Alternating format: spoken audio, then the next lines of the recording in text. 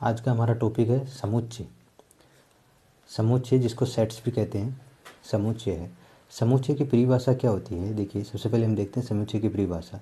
वस्तुओं अथवा व्यक्तियों अथवा संख्याओं अथवा संकेत अक्षरों के सुपरिभाषित संग्रह को हम समुच्चय कहते हैं, यानी well defined collection of elements को हम समुच्चय कहते हैं। वस्तुओं अथवा व्यक्तियों अथवा संख्याओं अथवा संकेत अक्षरों के सुपरिभाषित वर्ड यहाँ पे ज़्यादा इंपॉर्टेंट है कि सुपरिभाषित होगा तभी हम उसको समुच्चय बोलेंगे। जैसे हम एग्जाम्पल लेते हैं, भारत देश के प्रधानमंत्रियों का संग्रह। तो यहाँ पे परिभाषित है, ये सुपरिभाषित है कि भारत देश के होने चाहिए और प्रधानमंत्री होने चाहिए, उनका संग्रह बताना है। तो ये एक समुच्चय है। अंग्रेजी वर्णमाला के स्वरों का समूह, तो अंग्रेजी वर्णमाला के जो स्वर हैं उनका समुच्चय होगा। तो यहाँ पर प्रधानमंत्रियों के समूह में तो ये हो जाएगा जब देश आज़ाद हुआ तब से लेकर अब तक के जो प्रधानमंत्री बने उनके लिए हो गया। अंग्रेजी वर्णमाला के स्वरों के अंदर आ जाता है जैसे ए, ई, आई, ओ, यू, ये इसके स्वर हो गए। तो ये एक सेट बन जाता है। संग्रह जो सुपरिभाषित नहीं है, समुच्चय रूप से प्रदर्शित नहीं किए जा सकते। जो सुपरिभाषित नहीं है उनको समुच्चय के रूप में हम प्रदर्शित नहीं कर सकते। जैसे गांव के अमीर व्यक्तियों का संग्रह। तो अमीर व्यक्तियों की कोई परिभाषा नहीं है कि किस तरीके से अमीर है, वो इकोनॉमिकली अमीर है या किसी प्रॉपर्टी की वजह से है, कोई क्राइटेरिया नहीं है अमीर होने का उनका। कक्षा के कमज़ोर छात्रों का संग्रह। तो कमज़ोर होने का भी कोई यहाँ पे प्रमाण नहीं देखा कि किस वजह से कमज़ोर माना गया उनको, यानी पढ़ाई लिखाई में माना गया है या वजन से कमज़ोर माना गया है, किस वजह से कमज़ोर माना गया वो यहाँ पे क्लियर नहीं है, तो इसलिए हम समुच्चय नहीं कह सकते। अच्छे फलों का संग्रह। तो फल अच्छे कैसे भी हो सकते हैं, अच्छे फलों के बारे में कोई यहाँ पे परिभाषा नहीं है कि किस वजह से उसको अच्छा माना जाएगा। कोई परिभाषा होगी जिसकी वजह से अच्छा माना जाए, ऐसा नहीं लिखा है, तो इसलिए ये भी समुच्चय नहीं है। तो ये तीनों ही समुच्चय नहीं है। सुपरिभाषा नहीं होने की वजह से इनको समुच्चय में नहीं लिया गया। और समुच्चय के अवयव क्या होते हैं? अवयव वे होते हैं जिन वस्तु अक्षर या संख्याओं को समुच्चय से समुच्चय का निर्माण होता है उसे हम समुच्चय के अवयव कहते हैं। यानी समुच्चय के अंदर जो एलिमेंट यूज होंगे उनको हम क्या बोलेंगे? समुच्चय अवयव कहते हैं। आगे समुच्चय निरूपण। समुच्चय निरूपण यानी समुच्चय को प्रदर्शित करने के दो प्रकार हैं। दो प्रकार में पहला है समुच्चय निर्माण विधि जिसको हम सेट बिल्डर फॉर्म भी कह सकते हैं। समुच्चय निर्माण विधि क्या है? देखो, समुच्चय निर्माण विधि ये होती है कि उसमें समुच्चय को इस तरह से प्रदर्शित किया जाता है कि इसके समुच्चय के समस्त अवयवों अवयवों द्वारा प्रदर्शित किया जाता है। समुच्चय निर्माण में समुच्चय के समस्त अवयव प्रदर्शित किए जाते हैं। जैसे कि A = x such that P of x। यहाँ P of x को एक नियम से प्रदर्शित किया गया है जो समुच्चय के अवयव हैं इस नियम का पालन करते हैं। जैसे यहाँ पे एक ले लिया हमने, एक एग्जाम्पल लिया कि A = x such that x अंग्रेजी वर्णमाला के स्वर है। x सच दैट x अंग्रेजी वर्णमाला के स्वर है। तो x अंग्रेजी वर्णमाला के स्वर है, तो अंग्रेजी वर्णमाला के स्वर A, E, I, O और U इस तरह से लिखने के बजाय उन्होंने सीधा ये लिख दिया अंग्रेजी वर्णमाला के स्वर हैं। तो ये एक समुच्चय निर्माण विधि है, यानी इसको सेट बिल्डर फॉर्म कहते हैं।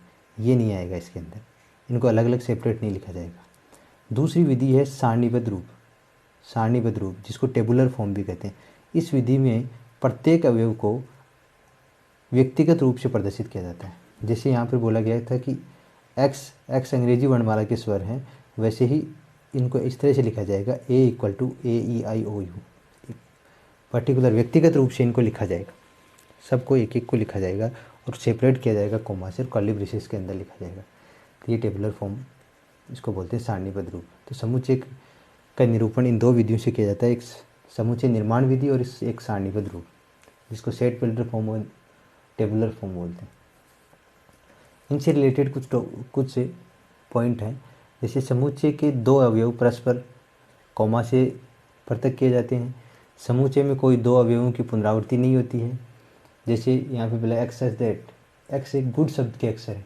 गुड शब्द के अंदर GOOD यूज किया है, लेकिन यहाँ पे GOD यूज किया जाए, G, सेट के अंदर इतना ही यूज किया जाएगा, पुनरावृत्ति को यहाँ पे हम शामिल नहीं करते हैं। समुच्चय के अवयवों में क्रम का प्रभाव नहीं होता है। समुच्चय के अवयवों में क्रम का प्रभाव नहीं है। क्रम जैसे यहाँ पे लिखा गया है, सेट A में लिखा गया है 1 2 3, तो इसको हम 3 1 2 भी लिख सकते हैं। ऐसा नहीं कि इसको क्रम से कोई फ़र्क पड़ता है, क्रम कैसे भी लिखो इनका, ऑर्डर कोई भी हो।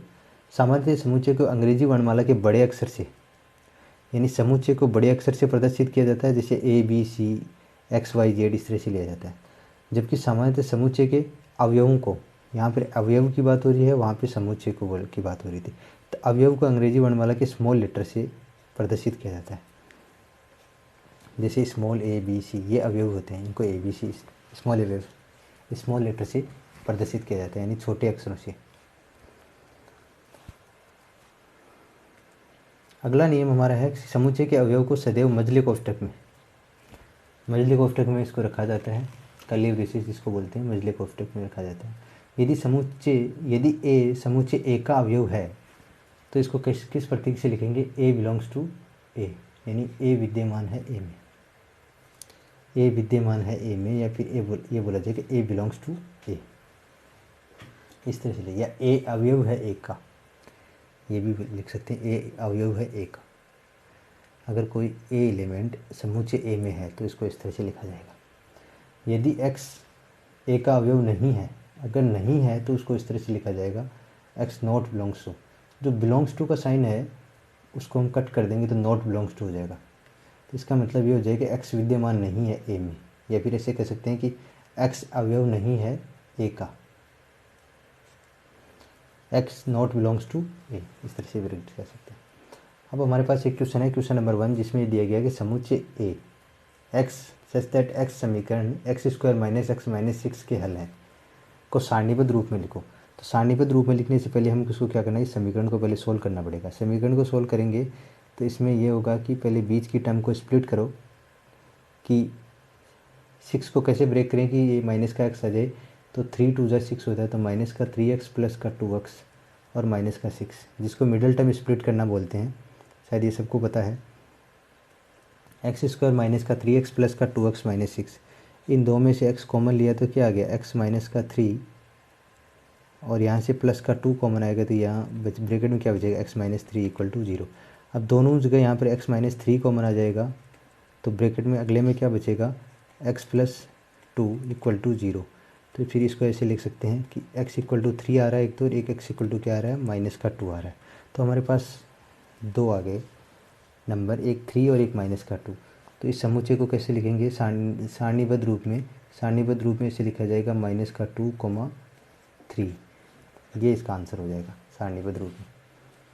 इसको टेबुलर फॉर्म भी बोलते हैं। अगला क्वेश्चन है समुच्चय ए एक्स एक्सिज पूर्ण वर्ग संख्या तथा लेस देन 100 को सारणीबद्ध रूप में कैसे लिखेंगे।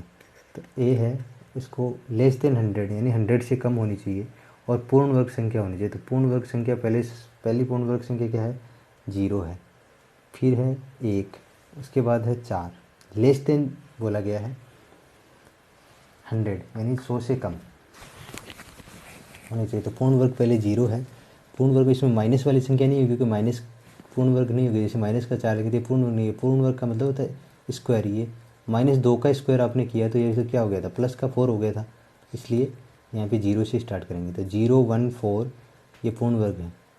4 के बाद क्या आ जाएगा, 9 3 4 2 3 4 ये 5, यानी 4, ये 2 का स्क्वायर 3 का स्क्वायर 4 5 का स्क्वायर, इस तरह से ये चलता जाएगा।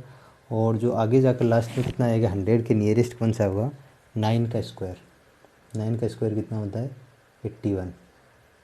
81 के बाद सीधा 100 आता है, लेकिन 100 नहीं लेना है हमको, 100 से कम लेना है। तो ये इसका सारणीबद्ध रूप हो जाएगा, इस तरह से हम लेंगे।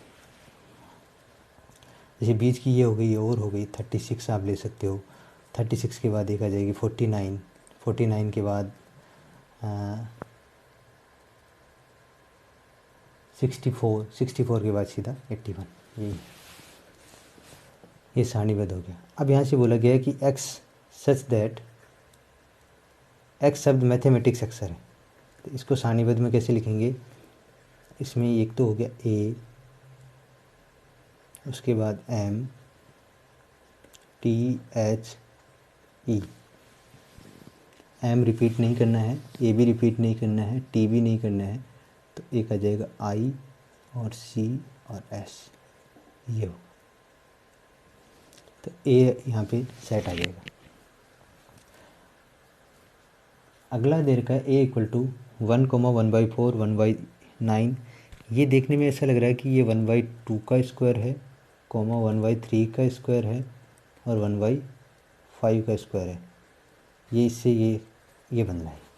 तो इसको हम नियमबद्ध रूप में कैसे लिखेंगे? A equal to curly braces open करेंगे एक्स सच दैट एक्स क्या है? रेसिप्रोकल है। रेसिप्रोकल को हम कैसे लिखेंगे? रेसिप्रोकल को हम ऐसे लिख देंगे, एक्स इक्वल टू क्या आ जाएगा? एक्स इक्वल टू है 1/n²। तो हम यहाँ पर ये 1 दे रखा है, तो 1 को तो 1/1² कर सकते हैं हम, तो 1 नहीं आएगा। और जहाँ पे n कहाँ से बिलोंग कर रहा है? n belongs to natural number, जबकि n की ये कंडीशन भी है कि n कहाँ तक होना चाहिए। तो कंडीशन में क्या लिखेंगे? इसको यहाँ से कट कर देते हैं। कंडीशन में ये लिखना होगा कि n belongs to natural number है और ये हो जाएगा 1 के इक्वल भी है, जबकि लेस देन इक्वल टू क्या है? 5 है। ये आएगा, ये कंडीशन है। तो ए को नियमबद्ध रूप में ऐसे लिखेंगे। अलग अलग तरीके हैं, इसको और भी लिख सकते हैं, लेकिन ये आपको ये तरीके से इस तरीके से आप लिखते हैं, इससे लिख सकते हैं। 5 समूचे ए जिसमें 1/2 2/3 3/4 इस तरह से लिखा है। ऊपर 1 2 3 4 बनते जा रहा है। तो ए सेट को ऐसे लिख देंगे X such that X equal to, यहाँ पर ऐसे लिखते हैं n/n+1। क्यों? क्योंकि यहाँ पे जो 1/2 है तो उसको 1/2 को 1+1 लिख सकते हैं और 2/3 को लिख सकते हैं 2+1। इसी तरीके से यानी n की वैल्यू जो भी रखेंगे उसमें +1 कर देंगे, डिनोमीटर आ जाएगा। तो यहाँ पे n/n+1 बन रहा है और जो n है उसकी वैल्यू n है बिलोंग्स टू नेचुरल नंबर है और n क्या होना चाहिए? n लेस देन है, लेस देन इक्वल टू 5 कर देते हैं, लेस देन इक्वल टू 5। ये इसका नियमबद्ध रूप। अगला क्वेश्चन दे रखा है। अगले क्वेश्चन में एक सीरीज़ है। सीरीज़ कैसी है? जिसमें 1 1 यानी a1 और a2 की वैल्यू, a1 यहाँ पे और a2 यहाँ पे दोनों 1 है। लेकिन अगली वैल्यू देखना कि दोनों का a1 और a2 को ऐड करेंगे तो आएगा a3, और a3 और a2 को ऐड करेंगे तो 2 + 1 3 आ रहा है, 3 + 2 5 आ रहा है, 5 + 3 8 आ रहा है, 8 + 3 13 आ रहा है। तो एक ये सीरीज़ है। तो इस सीरीज़ को किस तरह से लिखा जाएगा? इसको नियमबद्ध रूप में ऐसे लिखेंगे। देखो सेट ए इक्वल टू लिखेंगे एक्स सच दैट, ये इसको सीधा लिख देते हैं जैसे an such that an equal to ऐसा लिख दें n-1 और प्लस n-2, यानी इन दोनों को ऐड करेंगे। जबकि n की वैल्यू क्या ले लेते हैं? n की वैल्यू हो जाए >2 और n बिलोंग्स टू क्या हो जाए? नेचुरल नंबर हो जाए। तो अगर यहाँ पे हम 2 लेते हैं, >2 लेंगे तो ये कितना हो जाएगा? 3-1, 3-1 कितना आएगा? a2 प्लस ये हो जाएगा 3-2 a1, a2 और a1 को प्लस करते हैं तब क्या आ जाता है? हमारे पास a3 आ जाता है। इसकी वैल्यू कितनी आ रही है? 2। a3 की वैल्यू कितनी है? 2। इस तरीके से हो जाएगा। तो इसका फॉर्मेट ये बनेगा an such that an equal to an-1 plus an-2, n >2 हो जाएगा, n belongs to natural number. इस तरह से लिखा जाएगा। अगला क्वेश्चन ये है कि ये एक सेट है जिसमें जनवरी जून और जुलाई देख को नियमबद्ध रूप में लिखा गया है। तो हम ये कह सकते हैं कि a equal to x such that X अंग्रेजी वर्ष के जे से शुरू होने वाले महीने हैं। अंग्रेजी वर्ष के जे से शुरू होने वाले महीने, शुरू होने वाले महीने, इसको ऐसे लिखा जाए। तो एक तरह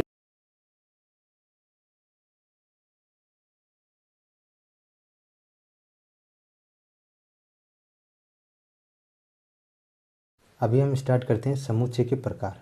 समुच्चय के प्रकार क्या हैं? जिसको टाइप ऑफ सेट्स बोलेंगे, समुच्चय के प्रकार। जिससे पहला है परिमित समुच्चय। समुच्चय कितने प्रकार का है, कैसे है, तो देखते हैं। परिमित समुच्चय, जिसको फाइनाइट सेट भी कहते हैं। फाइनाइट सेट में वे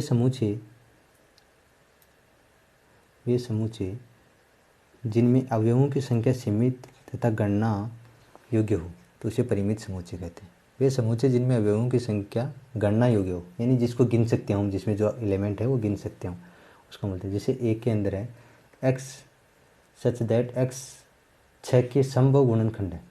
संभव गुणनखंड 6 के क्या क्या गुणनखंड हो सकते हैं? 1 भी हो सकता है, 6 भी हो सकता है, 2 और 3, ये सारे 6 के गुणनखंड हैं। अभाज्य गुणनखंड अलग होता है, लेकिन इसके गुणनखंड यानी इसमें भाग जा सकता है इनका सबका, तो ये गिन सकते हैं इनको, तो इसलिए ये हो जाएगा परिमित समुच्चय। अपरिमित समुच्चय क्या होता है? अपरिमित समुच्चय वो होता है जिसमें इसमें अवयवों की संख्या को हम गिन नहीं सकते हैं, उसको अपने अगणनीय हो उसके अंदर अवयव, उसको अपरिमित समुच्चय कहते हैं। जैसे कि किसी समतल में स्थित रेखाओं का समुच्चय, किसी रेखा पर स्थित बिंदुओं का समुच्चय, तो कोई रेखा पे अनंत बिंदु हो सकते हैं, किसी समतल पर अनंत रेखाएं हो सकती हैं, तो इनको गिन नहीं सकते, वो होता है अपरिमित समुच्चय, जिसको हम इनफाइनाइट सेट बोलते हैं। अगला हमारा है एकल समुच्चय। एकल समुच्चय के अंदर केवल और केवल एक ही अवयव होता है, जिसमें अवयवों की संख्या केवल और केवल एक हो, एक ही एलिमेंट होता है। जैसे कि 5 और 10 के मध्य पूर्ण वर्ग संख्या, 5 और 10 के मध्य पूर्ण वर्ग संख्या क्या है? 9 है, तो ये एक ही है, तो इसको क्या लिखेंगे? इसको इस तरह से लिख देंगे, तो ये क्या हो जाए? एकल समुच्चय हो गया, जिसको सिंगलटन सेट कहते हैं। अगला है रिक्त समुच्चय, नल सेट या वॉइड सेट या एम्प्टी सेट। रिक्त समुच्चय होता है जिसमें कोई भी अवयव उपस्थित न हो, उसे रिक्त समुच्चय कहते हैं, यानी ब्लैंक, कुछ भी ना हो। रिक्त समुच्चय के लिए जो प्रतीक यूज किया गया ये है phi. Number of element in phi equal to होता है 0। इसके अंदर फाई के अंदर कोई एलिमेंट नहीं होता, ये ब्लैंक होता है, यानी जैसे जो मजला कोष्ठक है उसके अंदर कुछ भी एलिमेंट नहीं है।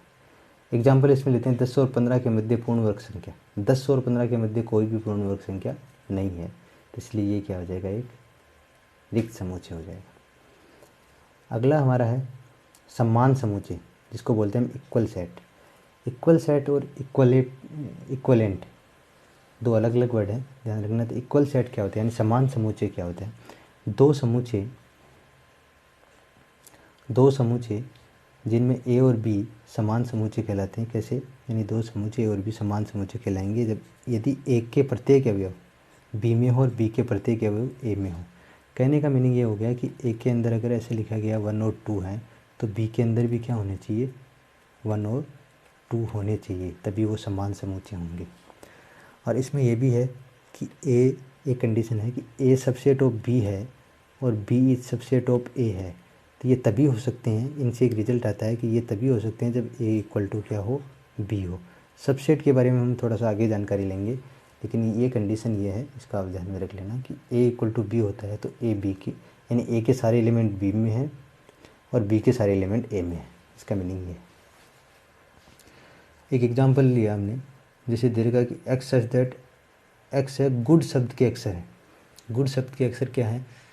GOD है, जबकि यहाँ पे दूसरा जो समुच्चय बी है उसमें क्या दिया गया है? एक्स है वो गॉड शब्द के अक्षर है। गॉड शब्द के अंदर भी क्या है? GOD है, यानी गुड के अंदर GOOD था, लेकिन डबल ओ को हम डबल टाइम नहीं लेंगे, यानी पुनरावृत्ति यहाँ पे अलाउ नहीं है, तो पुनरावृत्ति का वहाँ कोई मीनिंग नहीं बनता है। तो एक ही बार लिखा जाएगा एक लेटर को, एक अक्षर को, तो GOD और GOD, तो ये दोनों क्या है? समान समुच्चय हैं। ए इक्वल टू बी होगा, दोनों समान समुच्चय हैं। आगे है तुल्य समुच्चय। ये देखो इक्वलेंट, यानी इक्वल और इक्वलेंट दोनों अलग अलग है। इक्वल का मतलब समान है और इक्वलेंट का मतलब तुल्य है। तुल्य का मतलब क्या होता है कि जैसे एक समुच्चय है, एक समुच्चय के अंदर मैंने लिख दिया कि 1, 2 दो एलिमेंट है। दूसरा समुच्चय बी है जिसके अंदर मैंने लिख दिया ABC 3 एलिमेंट लिख दिए, ABC, वैसे 3 एलिमेंट हो गए। तो यहाँ पर इसमें एलिमेंट कितने हैं? 2, और इसमें कितने एलिमेंट हैं? 3। तो यहाँ पे 2 और 3 अलग अलग एलिमेंट हो गए, तो वो क्या हो जाएंगे? तुल्य समुच्चय नहीं होंगे। लेकिन अगर मैं इसमें ये लिख दूँ कि यहाँ पे एक और एलिमेंट ऐड कर देते हैं 1, 3, 2 और यहाँ पे ABC, तो दोनों में एलिमेंट कितने हो गए? 3 और 3, तो ये दोनों क्या हो जाएंगे? तुल्य हो जाएंगे। नंबर ऑफ एलिमेंट, यानी अवयवों की संख्या है किसी समुच्चय के अंदर, दो समुच्चय में अवयवों की संख्या अगर समान होती है यानी बराबर होती है, तो वो दोनों समुच्चय तुल्य समुच्चय होंगे। तुल्यता का ये साइन है। Number of A equal to N of B. N of B का मतलब है number of element in B और एन ऑफ ए का मीनिंग है number of element in A. Example जैसे लिए इन्होंने 1 2 3 और 3 4 5 का, इसमें भी 3 एलिमेंट है, इसमें भी 3 एलिमेंट है, तो ए और बी दोनों क्या हैं, तुल्य समुच्चय हैं। दो समान समुच्चय परस्पर तुल्य हो सकते हैं, यानी दो बराबर समुच्चय हैं यानी समान समुच्चय हैं, वो दोनों तुल्य हो सकते हैं। लेकिन क्या होगा, परस्पर तुल्य समुच्चय समान समुच्चय नहीं हो सकते। देखो यहाँ से देखा जाए इसमें तो ये नहीं है। जैसे अभी हमने लिया कि ए और बी हैं, ये दोनों तुल्य समुच्चय तो हैं लेकिन समान नहीं है, क्योंकि तुल्य के अंदर इसके नंबर ऑफ एलिमेंट इनके अंदर हैं वो समान है, लेकिन दोनों के अंदर के एलिमेंट हैं वो एक दूसरे के बराबर नहीं है। एलिमेंट एक नहीं है, जैसे 1 इक्वल टू ए नहीं है, 3 इक्वल टू बी नहीं है, 2 इक्वल टू सी नहीं है, तो इसलिए ये समान नहीं है। समतुल्य तो हैं लेकिन समान नहीं है, तुल्य हैं लेकिन समान नहीं। अगला जो समुच्चय है वो है सार्वत्रिक, जिसका हम यूनिवर्सल सेट भी कहते हैं। यूनिवर्सल सेट क्या होता है, देखो यूनिवर्सल सेट ऐसा समुच्चय जिनमें दिए गए सभी अवयव ए बी सी के अवयव पूर्ण रूप से उपस्थित हों, उसे समष्टीय समुच्चय कहते हैं, यूनिवर्सल सेट कहते हैं, जिसको यू से डिनोट करते हैं हम। यह समुच्चय अद्वितीय नहीं होता है, यानी इसको हम सुपर सेट कह सकते हैं, इसको हम सुपर सेट कह सकते हैं। यानी यू के अंदर सारे समुच्चय यानी ए बी ये सारे समुच्चय के एलिमेंट इसी में हों, तो उसको क्या बोलेंगे हम, यूनिवर्सल बोल देंगे। यूनिवर्सल समुच्चय को हम सुपर सेट कहते हैं। आगे हमारे पास एक क्वेश्चन है जिसमें बोला कि परिमित तथा अपरिमित समुच्चय ज्ञात करो। इसमें परिमित कौन सा है और अपरिमित कौन सा है। पहला क्वेश्चन है हमारे पास a equal to x such that X square less than 500। एक्स एक अभाज्य संख्या है, यानी अभाज्य संख्या का स्क्वायर करने पे 500 से कम आना चाहिए। तो अभाज्य संख्या सबसे पहले है 2, तो 2 का स्क्वायर करेंगे तो 4 है, तो 4 लेस देन 100 है। तो ये सब चीज़ें गिनी जा सकती हैं। जैसे 500 से लेस हम ले लेते हैं तो 20 है, तो 20 का क्या आता है 400 है, और अगर 22 लेंगे तो 484 हो जाएगा। तो ये क्या है, काउंटेबल है, गिनने योग्य हैं कि इतने नंबर हैं जिनके स्क्वायर हैं वो 500 से लेस हैं। तो ये कौन सा समुच्चय हो जाएगा, परिमित समुच्चय हो जाएगा, इसको बोलते हैं परिमित समुच्चय, परिमित। और दूसरा ये है एक्स स्क्वायर ग्रेटर देन 100, यानी एक्स स्क्वायर, एक्स बिलोंग करेगा एन से और उनका स्क्वायर करने पे 100 से ज़्यादा आना चाहिए, 100 से ज़्यादा आना चाहिए। तो 100 से तो कितने भी आ सकते हैं, तो ये क्या हो जाएगा, अपरिमित हो जाएगा, यानी इसको गिन नहीं सकते, इसके अंदर जितने भी एलिमेंट होंगे उनको गिन नहीं सकते। 100 से ज़्यादा तो वो अनंत तक हो जाएंगे, तो इसलिए हम अपरिमित समुच्चय बोलेंगे इसको। थर्ड के अंदर ये है C equal to x such that x सरल रेखा पर स्थित बिंदु है। तो सरल रेखा एक ये सरल रेखा है, इसमें कितने भी बिंदु हो सकते हैं, अनंत बिंदु हो सकते हैं। तो इसका थर्ड वाले का आंसर क्या हो जाएगा, अपरिमित समुच्चय है। ये भी क्या है, अपरिमित समुच्चय है। और जो फोर्थ दे रखा है जिसमें डी के बारे में बोला गया है, तो D equal to x such that X Bharat का नागरिक है। तो भारत के नागरिक तो जनगणना से हम चेक करते हैं कितने हैं कितने नहीं है, तो ये एक काउंटेबल है, यानी गिनने योग्य है, इसमें किसकी गणना की जा सकती है। तो ये कौन सा समुच्चय है, परिमित समुच्चय है। और जो लास्ट है जिसमें ई के बारे में देखा, एक्स मूल बिंदु से गुजरने वाली रेखाएं। तो मूल बिंदु जैसे यहाँ पर है तो इसकी तो अनंत रेखाएं जा सकती हैं, तो ये भी क्या हो जाएगा, अपरिमित समुच्चय हो जाएगा। तो इसमें भी जो संख्या जो लाइन जाएंगी, सरल रेखाएं जाएंगी, उनको हम गिन नहीं सकते, तो ये अपरिमित समुच्चय होगा। अगला क्वेश्चन है निम्न समुच्चय के प्रकार बताओ। प्रकार हमको बताने की कौन से किस प्रकार का है, कौन समुच्चय किस प्रकार का है। जैसे कि एक्स सच दैट ए वाला जो फर्स्ट वाला है उसमें बोला है कि x such that 30 less than x square less then 35, यानी एक्स स्क्वायर का मान 30 और 35 के बीच में होना चाहिए। तो 30 और 35 के बीच में कोई भी स्क्वायर नंबर नहीं है, तो ये क्या हो जाएगा, रिक्त समुच्चय हो जाएगा। तो इसको हम क्या बोलेंगे, रिक्त समुच्चय। और ये है क्या, परिमित है। इसका प्रकार यह है कि परिमित समुच्चय है और रिक्त समुच्चय है, यानी इसको गिन सकते हैं और ये रिक्त है, यानी इसमें 0 एलिमेंट है। इसमें बोला कि 20 और 30 के बीच में एक्स स्क्वायर का मान, यानी स्क्वायर नंबर बताना है जो 20 और 30 के बीच में, तो वो एक क्या है 25 है। तो इसका मतलब क्या होगा, इसके अंदर एक सेट है, तो इसको हम क्या बोलेंगे, एकल समुच्चय, जिसको हम परिमित भी कह सकते हैं कि ये गिनने योग्य है, एकल समुच्चय और परिमित भी है। दूसरा ये है कि D equal to x such that x सम अभाज्य संख्या है। सम अभाज्य संख्या क्या है, 2 है, वो 2 अकेली एक ही है जो 2 एक सम अभाज्य संख्या है, तो उसको भी हम क्या बोलेंगे, एकल समुच्चय बोलेंगे। ये भी एकल समुच्चय बनेगा क्योंकि एक ही एलिमेंट है, सिंगलटन सेट जिसको बोलते हैं, परिमित समुच्चय। दूसरा है F के अंदर, यानी यहाँ से लेते हैं F x such that x शब्द एप्पल के अक्षर से बना है, तो एप्पल के अक्षर से क्या बने, A P L और E, ये एप्पल से बना है, तो ये समुच्चय बन जाएगा। और जो लास्ट है ये भी परिमित समुच्चय है, यानी काउंट कर सकते हैं इसको परिमित। इसके बाद का है E, जिसमें ये दिया गया कि x such that x greater than 10 होना चाहिए और लेस देन 7 होना चाहिए। तो कोई ऐसी संख्या हो सकती है जो 10 से तो बड़ी हो और 7 से छोटी हो, कोई भी एक ऐसी संख्या नहीं हो सकती। तो ये क्या है, एक रिक्त समुच्चय है जिसको हम परिमित समुच्चय भी कह सकते हैं। इस तरह से इनके प्रकार हो गए। अगला क्वेश्चन है, निम्नलिखित समुच्चयों में से समान समुच्चय ज्ञात करो। तो पहले तो हम इन समुच्चय को ज्ञात करते हैं कि कौन से में क्या है। तो ए समुच्चय क्या है, देखो एक्स सम अभाज्य संख्या है, सम अभाज्य संख्या यहाँ पे ओनली 2 है। बी के अंदर क्या कंडीशन है, एक्स समीकरण एक्स स्क्वायर माइनस 36 है, तो एक्स स्क्वायर माइनस 36 है, तो एक्स स्क्वायर इक्वल टू क्या आ जाएगा 36, और एक्स का स्क्वायर रूट करने, 36 का स्क्वायर रूट करने पे प्लस माइनस 6 आएगा।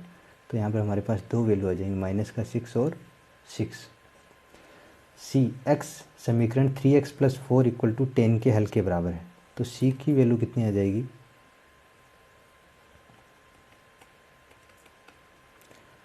3x इक्वल टू 10 - 4, तो 3x की वैल्यू कितनी हो जाएगी 6, और x इक्वल टू कितना आ जाएगा 6/3 यानी 2, यानी x की वैल्यू कितनी हो जाएगी 2 हो जाएगी। तो यहाँ पर भी c की वैल्यू 2 है। अब हम d की बात करते हैं। d में x सच दैट x शब्द है फॉलो के अक्षर से बनता है, तो फॉलो से बनता है, तो यहाँ पे क्या आ जाएगा FOL और W, तो इससे ये d बनता है। और इसके अंदर क्या है, जो E है उसमें E में क्या बना, E में है x शब्द वोल्फ के अक्षर से बनता है, x शब्द वोल्फ, तो वोल्फ में क्या आ जाएगा WOL और F, ये वोल्फ से बना, ये कर्ली ब्रेसेस है, वोल्फ से बना। अब हम चेक करते हैं, और F के अंदर है ही -6,6, कौन किसके इक्वल है। तो देखिए ए सेट में क्या है 2 था, तो C में भी 2 है, एक ही एलिमेंट है, तो A इक्वल टू क्या आ जाएगा C आ जाएगा। एक 2 समान समुच्चय हो गए, A और C इक्वल है। तीसरा B के साथ में क्या इक्वल है, F इक्वल है। B के अंदर एलिमेंट है -6 और 6, और F के अंदर भी -6 और 6 है। B के बाद हम चेक करते हैं D और E दोनों इक्वल हैं, क्योंकि D के अंदर ही FOLW है, इसके अंदर भी WOLF, यानी इसके भी अवयव हैं वो समान है, तो D इक्वल टू आ गया E। तो इस तरह से ये समान समुच्चय मिल गए।